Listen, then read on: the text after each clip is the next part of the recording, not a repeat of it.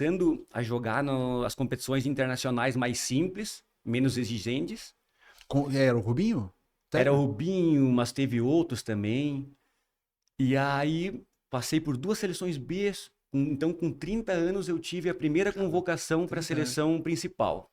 Então, foi uma explosão de alegria, foi uma construção, na verdade, né? Parece que eu me preparei dessa forma para chegar na seleção principal e estar pronto, para não ser levado até uma seleção principal e correr o risco de poder ser queimado. Então, eu Aham. gostei muito desse passo a passo, eu achei Então, que foi muito importante. esse é 2015, Em então? 2015. 2015. 2015. Você pega o Mário Júnior. Mário Júnior, Exatamente. Alain, Mário Júnior são. Sim, os líderes da seleção eram o Serginho Escada e o Mário Júnior. O Mário Júnior era multicampeão na equipe CIMED, Aham. vivia vencendo e era um bom jogador. E o Serginho nem se fala. Então, esses eram os líderes do momento. Então, para eu abrir um espaço, era extremamente difícil. Extremamente difícil. Por quê? Porque eu até ia falar assim, nossa, com 30 anos, ele demorou e tal. Mas é que esse cara tava lá um tempão, né? Como é que vai tirar ele, Claro. né? Tem toda a história dele. Sim, tem o cenário todo. Então, eu tive que jogar muito bem durante muitos anos. E eu desejava, olha, eu perseguia a seleção. Eu ficava ali jogando após ano, daí quando eu jogava bem uma temporada e essa temporada se findava, começavam as especulações, o Thiago vai ser convocado e não acontecia. Ah, frustrante. Mas eu nunca me abalava assim, porque eu perseguia. Daí no ano seguinte de novo, daí com 30 anos chegou. E aí fui convocado, cheguei lá, né, daí eram 3 líberos, né? E 3 líberos não funciona. Então, algum desses 3 líberos, Sérgio Escadinha, Mário Júnior e Thiago, algum desses vai ter que sair de cena para os dois seguirem na seleção. Daí foi naquele momento, então, que o Mário Júnior saiu da seleção e eu entrei para continuar ali nos 3 anos seguintes, que foi 15, 16, 17. Aí foi eu e o Serginho os líberos, depois eu e o Thales. Uhum, Então, foi dessa forma. uhum. E por que você acha que você não conseguiu se manter? O que está diretamente ligado à minha saída da seleção foi a troca de comissão técnica, aonde após a Olimpíada de 2016, o Bernardo resolveu fazer um hiato ali, né? E aí saiu o Bernardo e Rubinho. E aí entrou Renan. o Renan com o Francoviac. E aí, quando houve essa transição, eu até falava nos bastidores, eu já estava há 2 anos no processo, né? Então eu estava 15 e 16. Então eu estava muito enraizado ali na seleção já. Você foi um corte da Olimpíada, Eu então. fui, o último quarto da Olimpíada e eu fui cortado da seguinte forma, aproveitando o gancho. O Bernardo já falou em outras entrevistas e para mim, pessoalmente, é claro, ele falou que eu estava melhor do que o Sérgio Escadinha. Tanto que eu joguei a final da Liga Mundial do ano. Sim, eu lembro. Então eu realmente estava num bom momento, jogando muito. E só que eu sabia do meu papel lá dentro. Eu sabia como o que eu tinha que fazer, eu tinha que ser um ótimo sparring, entendeu? Para puxar o Serginho para cima, porque ele havia retornado à seleção. Então eu sabia do meu papel lá dentro, então eu fazia muito bem feito e estava bem. E aí o Bernardo falou: Ó, Thiago, tá muito bem, cara. Tá melhor do que o Sérgio, só que para a Olimpíada no Brasil, eu preciso ter o Escadinha lá dentro.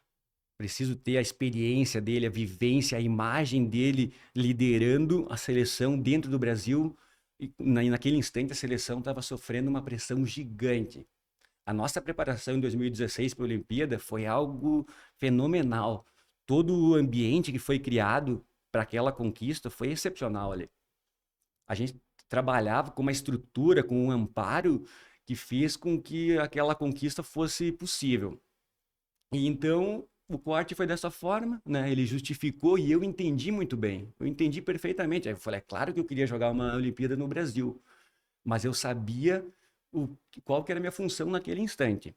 Então, houve a conquista da medalha e eu me senti feliz por isso, porque eu participei do processo, tudo. Então, no ano seguinte, houve a mudança de comissão técnica. Daí eu até comentei assim, entre os mais íntimos, falei: olha, essa transição aí de comissão técnica, tomara que não me prejudique no cenário, porque muitas coisas acontecem, né?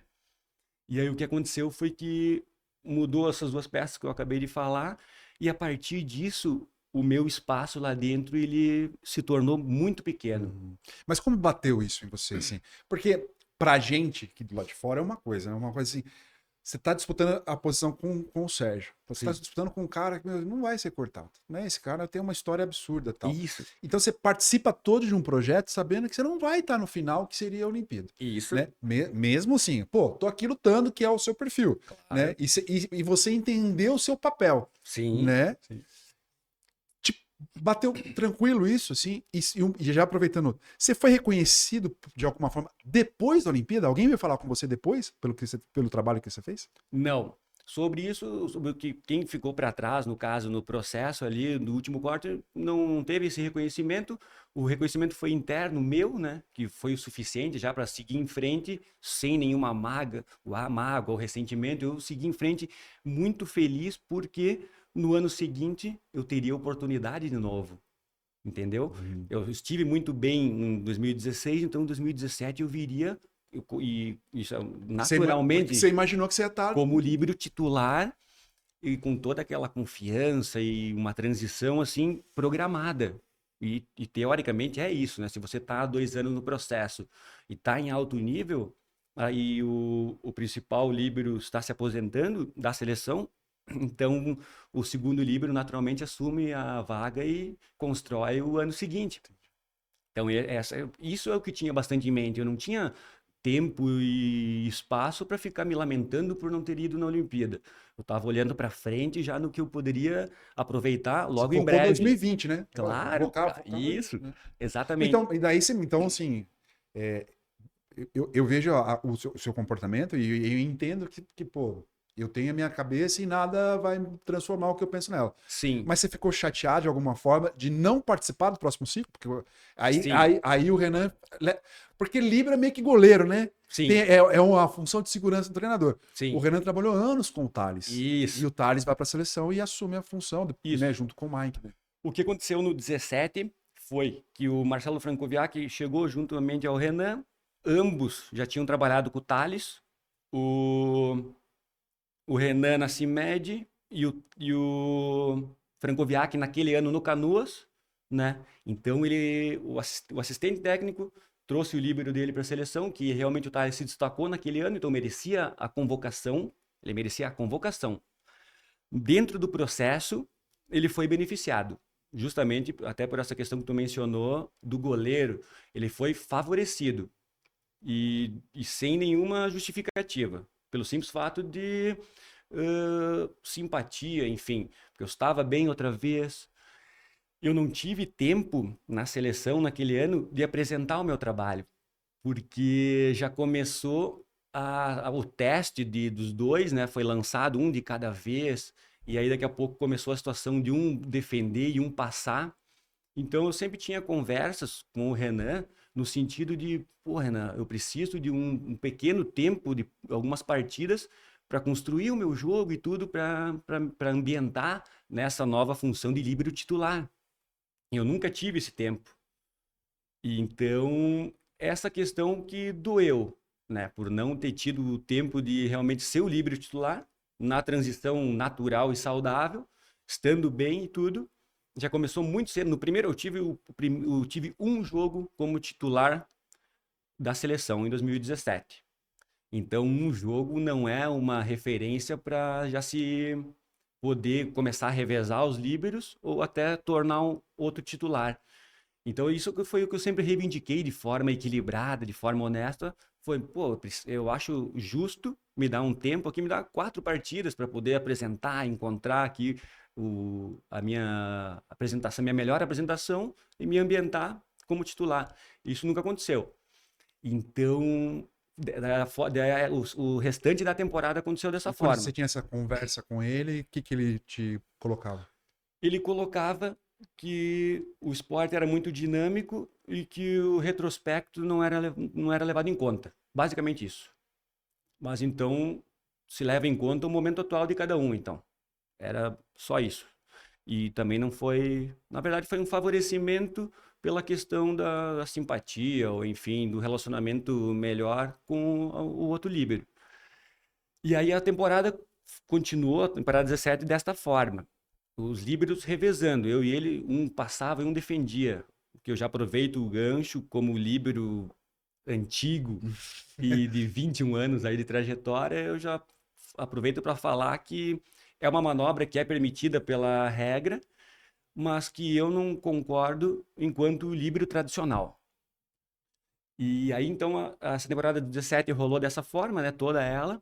E aí, e pode ainda piorar a situação.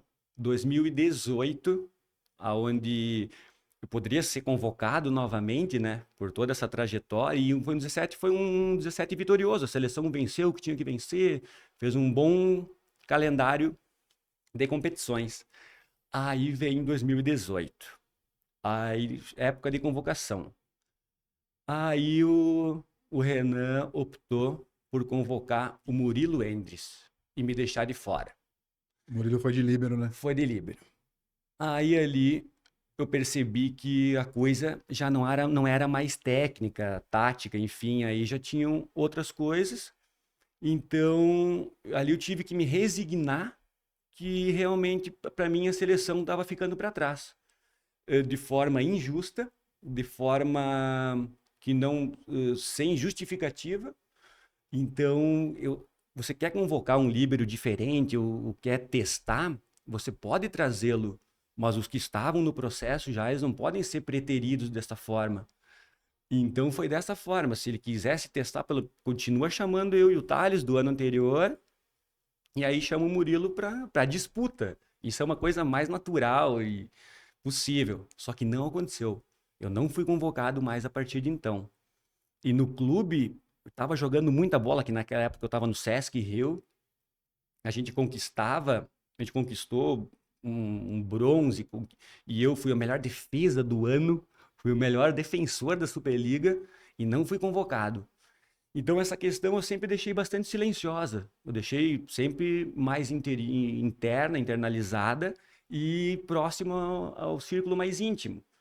E aí agora eu tô tendo a oportunidade de poder falar como as coisas andaram de forma factível, né? Como foi. Então, em 2018, não ser convocado, depois de 3 anos consecutivos e sempre jogando em alto nível, nunca deixando de produzir, foi o que me deixou bastante chateado, porém, eu sempre tenho a tocada ali de seguir em frente, cara. No esporte, o cara não tem tempo de lamento. Então, eu já falei, para mim, eu tô vendo que encerrou na seleção. Então, eu tô focando em clube. Agora, eu preciso jogar muita bola em clube para fazer bons contratos e assim segue a vida dentro da modalidade. Se aparecer, tudo bem, né? Mas É, não virou uma daí prioridade. acabou deixando de ser prioridade. Uhum. Então, essa foi a história ali de ter essa passagem de apenas 3 anos na seleção principal. E isso eu achei um desperdício, cara, porque eu tenho uma paixão por estar lá e tenho o perfil. Eu tenho o perfil da seleção. Eu sempre gosto de falar com os treinadores e com outros atletas que seleção não é só saber jogar muito bem, que seleção é um perfil. Você tem que saber se comportar. Eu gosto de fazer uma analogia de seleção com o serviço militar. Entendeu? Você tem um compromisso gigante ali, você tem uma rotina exaustiva, você está representando algo muito grandioso que é a nação. Você tem que servir, né? Então, eu tenho esse perfil e é muito importante para a seleção e combina muito com a rotina ser dessa forma. Então, eu tinha todo o conjunto para poder construir dentro da seleção uma carreira muito grande e vitoriosa. Acabou que aconteceu dessa forma, mas de ter estado lá me deixa muito feliz, muito realizado. Eu só poderia e queria ter tido mais tempo, mas de qualquer forma foi fantástico ter passado lá. Tiago, falando ainda sobre a função de líbero, né? O Scala fala muito assim, né? Pá, tem muito líbero hoje que defende, mas não passa tão bem. Sim. Você acha que a maior dificuldade